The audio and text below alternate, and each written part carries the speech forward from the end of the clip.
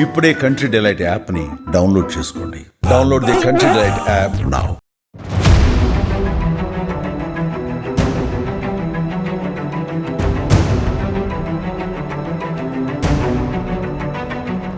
అందరికీ నమస్కారం. నేను స్వరూపపట్లపల్లి. Welcome to Suman TV. ఎప్పుడు వివాదాలతో వార్తల్లో ఉండే వేణుస్వామికి అస్సాంలోని కామాఖ్య ఆలయంలో చుక్కెదురైంది.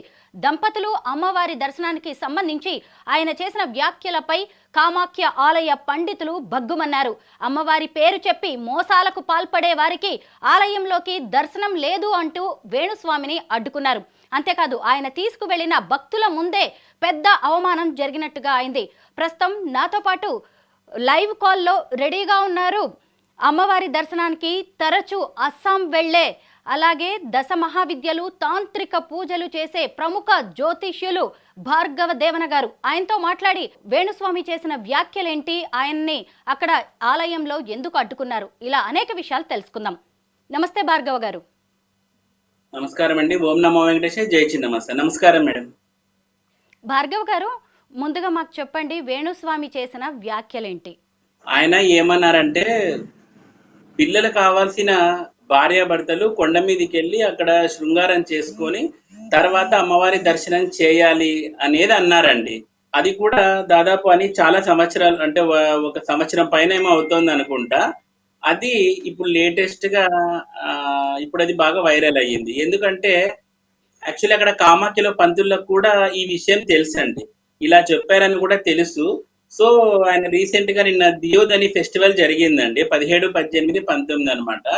సో ఆ దియోదని ఫెస్టివల్ జరిగినప్పుడు అక్కడ ఉన్న పంతులు ఆయన అడ్డగించారు, నువ్వు ఎలా చెప్తావు అసలుకి, సో ఇలా ఎక్కడైనా ఉందా ఇట్లా చెప్పమని, అసలు నీకు తంత్రం అంటే తెలుసా లేదంటే అది ఇది అని ఆయనకు కొంచెము ఘాటు వాక్యాలు చేస్తారనమాట ఆయన మీద. సో ఇది జరిగిండేదండి అక్కడ. భార్గవ్ గారు, నిజంగా పిల్లలు కావాలనుకునే దంపతులు ఎలాంటి పూజలు చేయాల్సి ఉంటుంది? మేడం నిజం చెప్పాలంటే జాతక రీత్యా అసలు ఏముంది అనేది ఫస్ట్ చూడాలండి. దాని ప్రకారం మనం దశమహావిద్యలకి వెళ్ళాల్సి ఉంటుంది. అది కూడా ప్రాపర్ గా ప్రతి ఒక్కరూ దశమహావిద్యలే చెయ్యాలనే రూల్ ఏమీ లేదండి. నేను ఎన్నో వీడియోలో చెప్తూ ఉన్నాను, అది వాళ్ళ వాళ్ళ అదేమంటారు, వాళ్ళ వాళ్ళ ఇష్టం అది.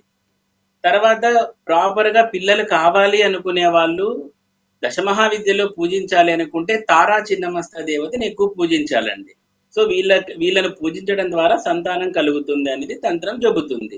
అస్సాంలోని కామాఖ్య అమ్మవారు అంటే సతీదేవి యోని భాగం పడిన ప్రాంతం అంటారు. పర్వత శ్రేణుల్లో అస్సాంలోని గువాహటిలో ఉంటుంది ఈ ఆలయం. ఎంతో అద్భుతంగా ఉంటుంది.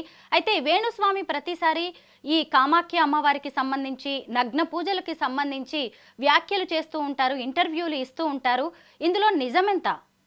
కామాఖ్యలో నగ్న పూజలు లేవండి, అట్లాంటి పూజలు లేదు, నగ్న పూజ లేవు, యోని పూజలు లేవు, ఇలాంటివి ఏమీ లేవు. ఎందుకంటే చాలా మంది నాకు కూడా అడుగుతున్నారు, అక్కడ యోని పూజలు ఉంటాయంట కదా, నగ్న పూజలు ఉంటాయంట కదా. లేదండి, అలాంటిది అయితే ఏమీ లేదు. చక్ర పూజ అని ఒక కల్చర్ ఉంటుంది, బట్ అది కామాఖ్యలో లేదండి. చక్ర పూజ అనేది అది వేరే రకమైన తంత్ర విధానము, బట్ అది కామాఖ్యలో లేదు.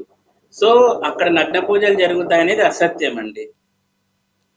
ఈ వేణుస్వామి అనే ఆయన జ్యోతిష్యులు, ఆయన హీరోయిన్లను తీసుకువెళ్ళి కూడా అక్కడ పూజలు చేయిస్తూ ఉంటారు. అవి ఎలాంటి పూజలు? అది నాకు తెలిసినంత వరకు అవి దశమహావిద్య పూజలేనండి. సో అందులో నగ్నత్వానికి కానీ ఇట్లా యోని పూజలు ఇట్లాంటివి అయితే ఆస్కారం ఉండదు. సో మనం అక్కడ వెళ్ళి అడిగినా కూడా మనకు చాలా భారీగానే స్పందిస్తారు, అంటే చాలా ఘాటుగా స్పందిస్తారు. ఒక్కొక్కసారి కేసులు కూడా పెడతారు మన మీద. సో కాబట్టి అట్లా అంటే ఏంటి భార్గవ్ గారు?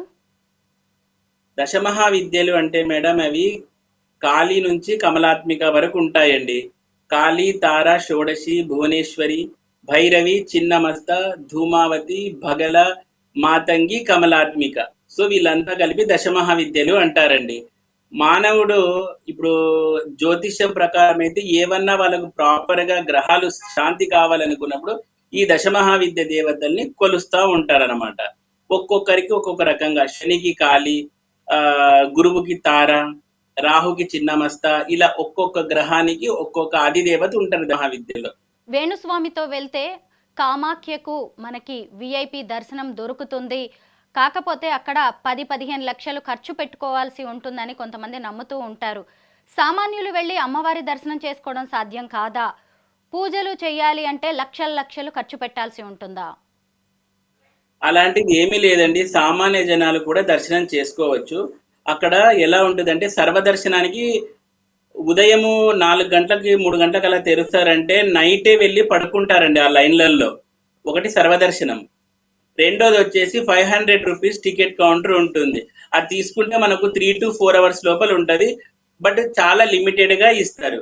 ఇక మూడోది వచ్చేసి విఐపి దర్శనం ఉంటుంది. కొంచెము లోపల పూజలు చేసుకోవాలని వామాచార తాంత్రిక పూజలు చేసుకోవాలనుకున్న వాళ్ళకి విఐపి దర్శనం ఉంటుందండి. సో ఇలా 3 విధాలుగానే ఉంటుంది. తర్వాత ఇక పూజల విషయానికి వస్తే లోపల కామాఖ్యదేవి ఆలయంలో మనకు స్టార్టింగ్ లే త్రిపుర సుందరి ఉంటుంది, అటువైపు రాజశ్యామల కమలాత్మిక ఉంటారు మెయిన్ గర్భగుడిలో. వాటికి సంబంధించిన పూజలన్నీ కూడా గర్భగుడిలోనే జరుగుతాయండి, మిగతావన్నీ బయట జరుగుతాయి. యోని లక్షల రూపంలో దర్శనమిచ్చే కామాఖ్య అమ్మవారు ఎంతో మహిమాన్వితురాలు. ఆవిడ్ని ప్రసన్నం చేసుకోవాలంటే ఎలాంటి పూజలు చేయాల్సి ఉంటుంది? అదేనండి, వాళ్ళ వాళ్ళ జాతకాన్ని బట్టి మనము రెఫర్ చేస్తూ ఉంటాం అన్నమాట. ఒకవేళ జాతకం లేదు అనుకుంటే సాధారణంగా వెళ్ళి కానీ అమ్మవారిని దర్శనం చేసుకోవచ్చు. వీటికి లక్షలు లక్షలు అవుతాది అనేది అవాస్తవం అండి. ఎందుకంటే కామాఖ్యలో మీకు 15,000, 30,000, 40,000 ఇలా 1,50,000 వరకు పూజలు ఉండేమాట వాస్తవమే. తర్వాత డిపెండ్స్ ఆన్ ద జంతు బలులు, కొంచెం అవి 3 లక్షలు ఇట్లా కూడా పెరుగుతూ ఉంటాయి. మనం ఇచ్చే బలి విధానాన్ని బట్టి రేట్ పెరుగుతూ ఉంటుందండి. అంతే తప్పితే 15 లక్షలు 20 లక్షల పూజలు అయితే లేవు. ఇక నరనారి తంత్రాలని కొన్ని జరుగుతాయండి, అవి కొంచెం ఖర్చుతో కూడుకున్నవే. బట్ ఇంత 30 లక్షలు 20 లక్షల పూజలు అయితే నాకు తెలియదు, అసలు నేను ఇంతవరకు వాటి గురించి వినలేదు. మరి ఎలా 20 లక్షలు 30 లక్షల పూజలు చేస్తున్నారో మరి వాళ్ళకే తెలియాలి. ఈ మధ్య అంబుబాచి మేళా కూడా జరిగింది కదా, దాని గురించి వివరించండి. అంబుబాచి మేళ అంటేనండి అమ్మవారికి సంవత్సరానికి 3 రోజులు ఋతుస్రావం అవుతుందండి. అప్పుడు అమ్మవారి యొక్క టెంపుల్ అంతా కూడాను క్లోజ్ చేసేసి అక్కడ చాలా ఒక పెద్ద మేళా జరుగుతుంది. దాన్నే అంబుబాచి మేళ అంటారు. ఆ ఋతుస్రావం 3 రోజులు జరుగుతుంది. టెంపుల్ ని కంప్లీట్ గా క్లోజ్ చేసేస్తారు. క్లోజ్ చేసిన తర్వాత 4th డే అలా తీసేసుకొని అమ్మవారి యొక్క ఆ రక్తాన్నంతా కూడాను కొన్ని వస్త్రాలతోటి క్లీన్ చేస్తారనమాట. అప్పుడు ఆ వస్త్రాలనే మనకు రక్త వస్త్రాలు లేదా అంగ వస్త్రాలు అనే పేరుతో మనకు ఇస్తా ఉంటారనమాట. వాటిని మనం ఇంట్లో పెట్టుకోవడం ద్వారా, వ్యాపారస్తులు షాపుల్లో పెట్టుకోవడం ద్వారా కానీ చాలా అద్భుతమైన ఫలితాలు వస్తాయి అని చెబుతారు తంత్ర శాస్త్రం ప్రకారం. అంతేకాకుండా వచ్చాయి కూడా. గర్భం ధరించాలనుకున్న స్త్రీలు కూడా వాటిని ఒక తాయెత్తులాగా వేసుకొని మెల్లో వేసుకోవడం ద్వారా కూడా శీఘ్ర గర్భఫలం వస్తుంది అనేది కూడా ఉంది అన్నమాట. సో ఇదే అండి అంబుబాచి ఫెస్టివల్. ఇక రీసెంట్ గా మనకు దియోదని జరిగింది, మానసాదేవికి సంబంధించిన ఫెస్టివల్, దాన్ని దియోదని అంటారు. భార్గవ్ గారు, ఎప్పుడో ఏడాది క్రితం వేణుస్వామి ఇచ్చిన ఇంటర్వ్యూ, ఆయన చేసిన వ్యాఖ్యలు ఇప్పుడెందుకు వివాదంగా మారాయి? అక్కడ యాక్చువల్లీ అక్కడ వారు వెళ్ళినప్పుడు అక్కడ ఉన్న ఒక హెడ్ ప్రీస్ట్ ఆయన అడ్డుకున్నారండి. ఇలా ఎలా చెప్తావు, నువ్వు సెక్స్ చేసుకోవాలి కామాఖ్యకి వచ్చి అని ఎలా చెప్తావు అనేది అక్కడ ఫైర్ అది ట్రిగ్గర్ అయిందండి ఆ పాయింట్. దాంతో మొత్తం అక్కడ ఇది అయిపోయింది. యాక్చువల్లీ ఆయన చాలా వెరీ స్ట్రాంగెస్ట్ ప్రీస్ట్ అండి. నేను రెగ్యులర్ గా వెళ్తా ఉంటాను కదా కామాఖ్యకు. ఆయన వస్తున్నారంటే కొంచెం మేము కూడా సైడ్ కి ఉంటాం అనమాట. ఆయన మంచి హైలీ ఇన్ఫ్లుయెన్షియల్ ప్రీస్ట్ అక్కడ. భార్గవ్ గారు, పోయి మీరు కూడా అస్సాం వెళ్తుంటారు, కామాఖ్య అమ్మవారికి పూజలు చేస్తూ ఉంటారు, మీతో పాటు భక్తులు వస్తూ ఉంటారు. అలాగే వేణుస్వామి కూడా కొంతమంది భక్తుల్ని తీసుకొని వెళ్తూ ఉంటారు, అక్కడ పూజలు చేస్తారు. ఇప్పుడు ఆయనకు జరిగిన అవమానం కూడా ఏకంగా భక్తుల ముందే జరిగింది. అంటే ఆయన నమ్మి ఎవరైతే అస్సాం వచ్చారో పూజలు చేయించుకోవడానికి, వాళ్ళ ముందే ఇప్పుడు ఈయన్ని అడ్డుకోవడం అనేది జరిగింది. అయితే కొంతవరకు ఓ ఇన్ఫర్మేషన్ ఏంటి అంటే, కామాఖ్యలో అక్కడి స్థానిక అలాగే నార్త్ పండితుల పెత్తనం ఎక్కువగా నడుస్తూ ఉంటుంది. సౌత్ పండితులు పూజారులను వాళ్ళు కొంత అడ్డుకుంటూ ఉంటారు అని చెప్తున్నారు, నిజమేనా? అవునండి, యాక్చువల్లీ అక్కడ అంతా కూడా వాళ్ళదే ఆధిపత్యం ఉంటుందండి. ఎందుకంటే అది వాళ్ళ బర్త్ ప్లేస్ కదండి. అది కాకుండా ఆ కల్చర్ విధి విధానాలు అనేది వాళ్ళ దగ్గరే ఉంటాయండి. వీళ్ళు ఈవెన్ మనకు నరకాసురుడి సంతతి నుంచి వస్తూ ఉంటారండి అక్కడ ఉన్న పంతులందరూ కూడా. సో ఆ కల్చర్ వాళ్ళలోనే ఉంటుంది, ఆ నీలాచల పర్వతాల మీదనే ఉంటుంది. వాళ్ళు ఎవరిని కూడా రానీరు. ఇప్పుడు నేను ఇంత తంత్రాన్ని నేర్చుకొని ఇంత చేస్తూ ఉంటాను కదా, కానీ మనకు కూడా అక్కడ అలౌ చెయ్యరు.